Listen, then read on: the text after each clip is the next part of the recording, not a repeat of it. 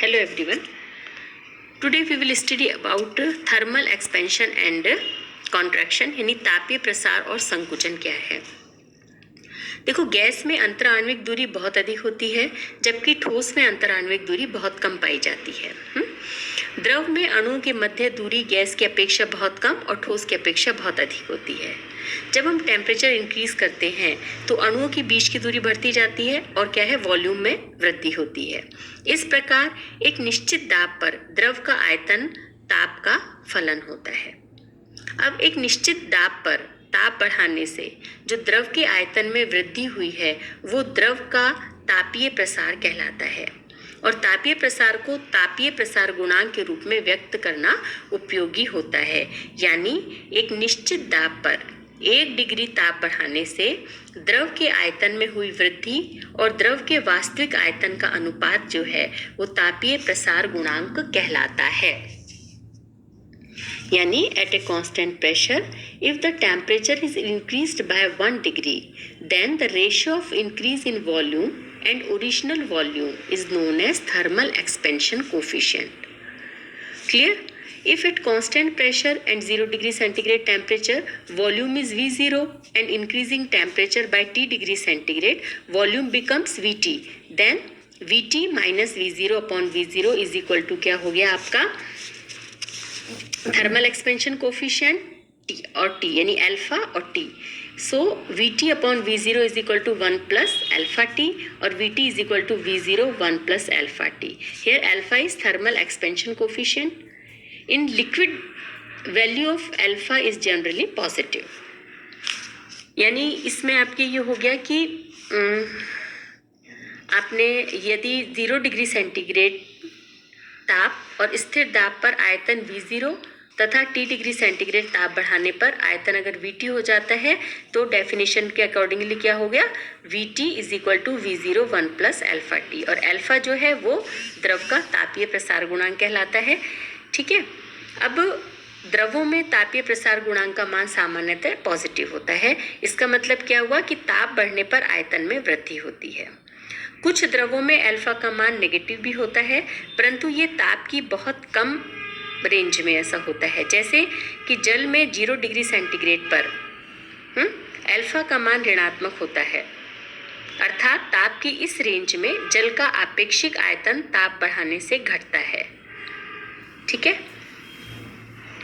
तो ये है आपका तापीय प्रसार व संकुचन। अब हम देखते हैं डिफ्यूजन क्या होता है। Diffusion is the main characteristic of gases. There is much space between gas molecules, hence a law is given by Graham for diffusion in gases, which states that at similar temperature and pressure, the rate of diffusion of gases is inversely proportional to the under root of their densities. मतलब क्या है कि ग्राम ने जो नियम दिया था उसके अनुसार समान ताप और समान दाब पर दी गई गैसों के विसरण का जो वेग है वो उनके घनत्व के वर्गमूल के के इन्वर्सली प्रोपोर्शनल होता है, विलोमानुपाती होता है। ठीक है, अब लिक्विड में क्या है, विसरण होता है परंतु अणुओं के मध्य दूरी कम होने से खाली स्थान कम होता है, इसलिए विसरण कम होता है। सॉलिड्स में क्या होता है, खाली स्थान बहुत कम होने के कारण इसमें विसरण अत्यंत कम होता है। ठोसों में विसरण के प्रायोगिक रूप से देखा जा सकता है। जैसे प्रैक्टिकली अगर हम करते हैं कि यदि तांबे के एक टुकड़े को जस्ते के टुकड़े के संपर्क में 250 डिग्री सेंटीग्रेड पर कुछ महीनों के लिए रख छोड़ दिया जाए तो दोनों धातुओं के संगम पर पीतल की एक पतली परत बन जाती है जो कि निश्चित रूप से विसरण के कारण से बनी है। ठीक है, तो ये सारी गुण हैं जिनके द्वारा हम ठोस, द्रव और गैस अवस्थाओं की संरचनात्मक भिन्नता को स्पष्ट कर सकते हैं।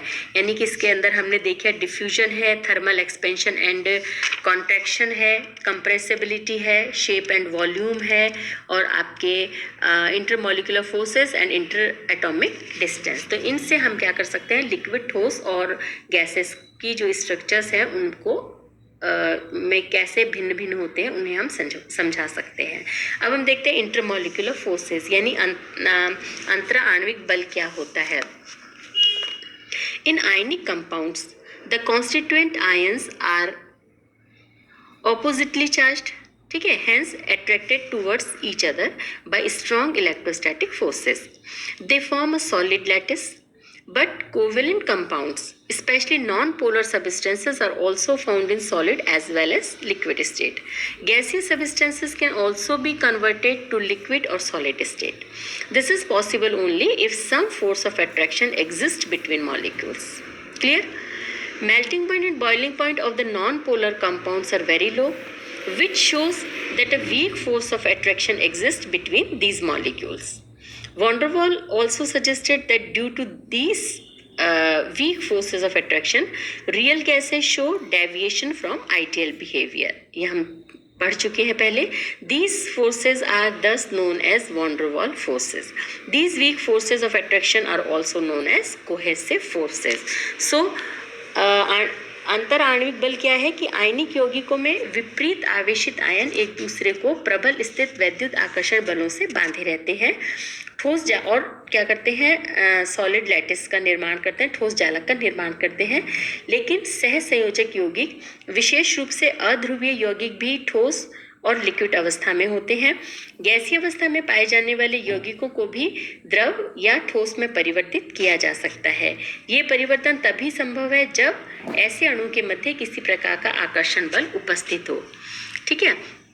अब क्योंकि अध्रुवीय यौगिकों के गलनांक और क्वथनांक कम होते हैं, तो इससे ये पता चलता है कि आकर्षण बल दुर्बल प्रकृति के होने चाहिए. वॉन डर वाल ने वास्तविक गैसों का आदर्श गैस व्यवहार से विचलन का भी यही कारण बताया था. ये हमने पहले पढ़ा है. वॉन डर वाल ने भी सबसे पहले इस प्रकार के आकर्षण बलों के बारे में बताया. इसीलिए इन बलों को हम क्या कहते हैं, वॉन डर वाल फोर्स कहते हैं. और इन दुर्बल आकर्षण बलों को हम क्या कहते हैं, संसंजक बल यानी कोहेसिव फोर्सेस कहते हैं. क्लियर. अब ये है evidence in favour of van der Waals forces. Von der वाल बलों के अस्तित्व के क्या प्रमाण हैं. Deviation of real gases from ideal gas behaviour, है ना. इसमें ये हमने पढ़ा हुआ है. The ideal gas equation for 1 mole gas is PV is equal to nRT. 1 mole के लिए तो PV is equal to RT हो गया. लेकिन वॉन डर वाल ने ये पाया था कि समीकरण वास्तविक गैसों की व्याख्या करने में असफल है, और उन्होंने वास्तविक गैसों के अणु के मध्य आकर्षण को ध्यान में रखकर ये जो समीकरण था उसमें संशोधन किया था. और वॉन डर वाल इक्वेशन क्या बताई थी, P + A/v², V - B is equal to RT, है ना. और यहाँ A/v² क्या है, आकर्षण बलों को, एवं B जो है आयतन संशोधन को प्रदर्शित करता है. इस प्रकार का शुद्धिकरण वास्तविक गैस अणुओं के मध्य आकर्षण का प्रमाण है. ये हम पढ़ चुके हैं. अब जूल थॉमसन इफेक्ट क्या है. The cooling of the gas by Joule Thomson effect is based on the fact that if a gas at high pressure is allowed to expand through a fine nozzle, the temperature falls, because the energy required for expansion comes from the breaking of attraction forces existing between molecules. On repeating this process, the gas can liquefied, है ना. तो joule Thompson प्रभाव क्या है कि गैसों का द्रवण करने के लिए हम जूल थॉमसन प्रभाव का उपयोग करते हैं, जिसके अनुसार जब किसी गैस को एक नोजल में से प्रवाहित किया जाता है तो उसका बहुत अधिक प्रसरण होता है और गैस ठंडी हो जाती है. प्रसरण के लिए अंतर आणविक आकर्षण बलों को पराभूत करने के लिए गैस अपने अणु से ही ऊर्जा प्राप्त करती है, जिसके कारण से क्या होता है, गैस ठंडी हो जाती है. और इस क्रिया को बार बार दोहराने पर गैस जो है वो द्रवित हो जाती है. अब लिक्विफिकेशन ऑफ नोबल गैसेस, यानी जो उत्कृष्ट गैसें हैं उनका द्रव में परिवर्तन. लगभग नहीं के बराबर रासायनिक बंधन की प्रवृत्ति रखने वाली उत्कृष्ट गैसों को ताप कम करके द्रवित किया जा सकता है. गैस परमाणु के परस्पर आकर्षित होने के कारण ही उनका द्रवण संभव है. यानी ये लिक्विफिकेशन ऑफ नोबल गैसेस में क्या है कि noble gases are very less active and do not form chemical bond easily.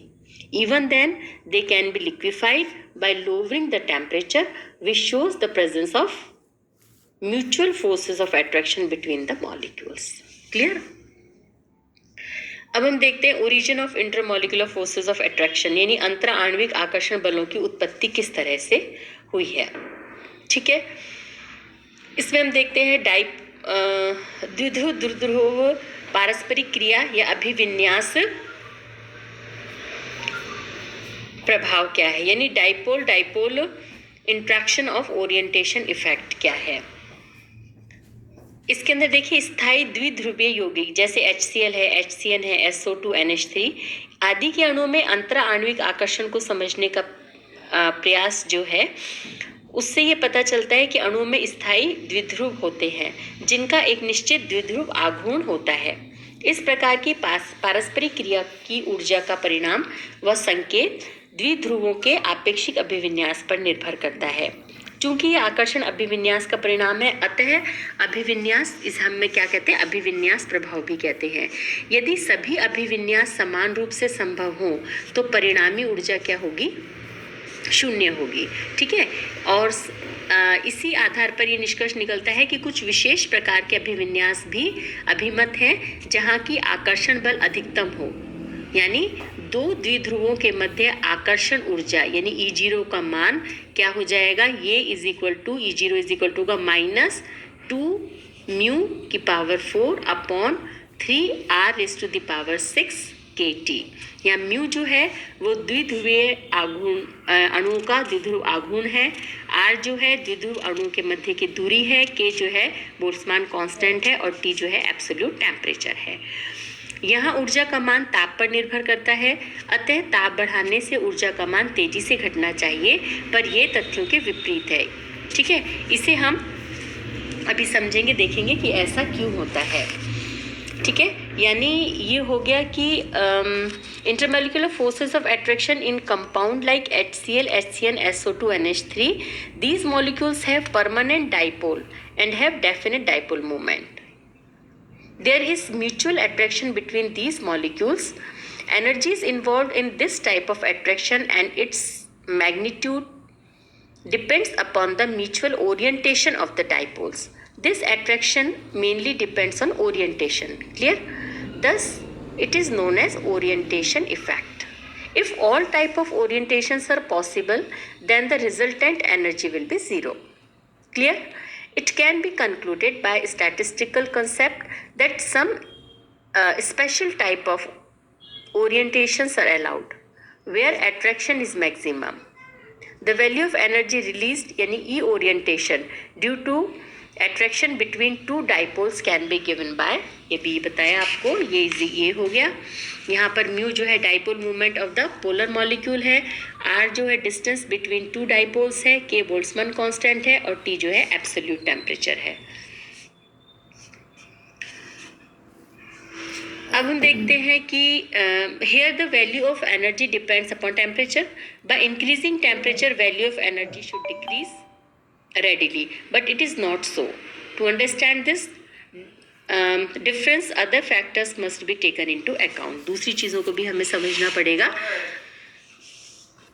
है ना। अब देखते हैं द्विध्रुव प्रेरित द्विध्रुव पारस्परिक क्रिया या प्रेरण प्रभाव यानी इंडक्शन इफेक्ट क्या है ना। डिबाय के अकॉर्डिंगली क्या है कि किसी ध्रुवीय अणु के पास कोई अध्रुवीय अणु आता है तो ध्रुवीय अणु द्वारा उसमें द्विध्रुव प्रेरित हो जाता है और अध्रुवीय अणु भी ध्रुवित हो जाता है और ये अणु प्रेरित द्विध्रुव बन जाते हैं। इस प्रकार ध्रुवीय और प्रेरित द्विध्रुव के मध्य आकर्षण उत्पन्न होता है। इन आकर्षण बलों का परिणाम ध्रुवीय अणु के द्विध्रुव आघूर्ण, अध्रुवीय अणु के ध्रुवित होने की क्षमता या अध्रुवीय अणु की ध्रुवणता पर डिपेंड करता है। इस आधार पर परिणामी ऊर्जा E1 का मान इस प्रकार से निकाला जाता है कि E1 is equal to 2α μ⁴/r⁴ यहाँ अल्फा जो है वो क्या है, आपके अध्रुवीय अणु की ध्रुवणता। ठीक है, यानी कि according to Debye, if a non-polar molecule comes near to a polar molecule, it also becomes a dipole due to induced polarity. This dipole is known as induced dipole. Forces of attraction then develop between the original dipole and induced dipole. The magnitude of these attractive forces depends on किस पे, first dipole moment of the polar molecule और polarizability of the non-polar molecule. On this basis E1 is equal to, ये बताया, ये हो जाएगा ठीक है। यहाँ पर आपके अल्फा जो है polarizability of non polar molecule, mu जो है dipole moment of polar molecule, r जो है distance between polar and non polar molecule. So the resultant energy even does not depend on temperature. But there are two important shortcoming in the above two origin of attractive forces. सबसे पहली जो shortcoming है वो क्या है कि आकर्षण बल किसी द्रव या गैस में उपस्थित समस्त अणुओं के लिए जो है वो एडिटिव न होकर केवल अणु युग्मों पर ही लागू होता है. यानी वास्तव में अनेक प्रकार की आणविक व्यवस्थाएं संभव हैं और आकर्षण ऊर्जा शून्य हो सकती है. इसीलिए कोई आकर्षण बल नहीं होगा तथा संसंजन यानी कोहेजन को समझने के लिए कारण बताना कठिन हो जाता है. और सेकंड क्या है, कुछ ऐसे अणु जो स्थायी द्विध्रुव नहीं हैं जैसे H2O2, CH2 और जो उत्कृष्ट गैसें हैं, इनमें उपस्थित आकर्षण बलों को नहीं समझाया जा सकता. ठीक है ना. It is difficult to explain forces of attraction between inert gases जो है H2O2, CH4 etcetera as they do not form stable dipoles. Clear. Okay. Next time हम पढ़ेंगे induced dipole interaction of dispersion effect, यानी कि प्रेरित द्विध्रुव और प्रेरित द्विध्रुव पारस्परिक क्रिया या प्रकीर्णन प्रभाव क्या होता है. ओके. Thank you.